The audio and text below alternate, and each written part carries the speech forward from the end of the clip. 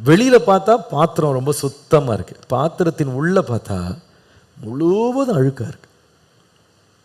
வெளியில பார்க்கும்போது அவங்க பேச்சை பார்க்கும்போது அவங்க தேவனுடைய பிள்ளைகள் போல தெரியுறாங்க, ஆனால் அவங்க வாழ்க்கையை பார்த்தா வித்தியாசமா இருக்கு.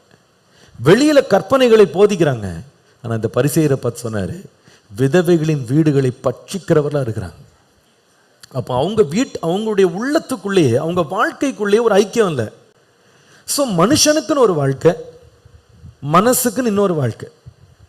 வெளியில ஒரு வேஷம், உள்ள ஒரு நிஜ நிலை. இது ரெண்டிலுமே ஒற்றுமை கிடையாது. இடத்துக்கு ஏற்ற மாதிரி வேஷம். இந்த மாதிரி நம்ம இருக்கவே கூடாது. நம்ம ஹார்ட்டும் சரி நம்முடைய வாயும் சரி ஒன்றா இருக்கணும். என் வாய் என்ன பேசுதோ அதான் இருதயம் நினைக்குது, என் இருதயம் என்ன நினைக்குதோ அதுதான் என் வாய் பேசுது. நான் வெளியில் எப்படி இருக்கிறேனோ அந்த மாதிரி தான் உள்ள இருக்கேன். எங்கள் 2 பேருக்குள்ள சண்டை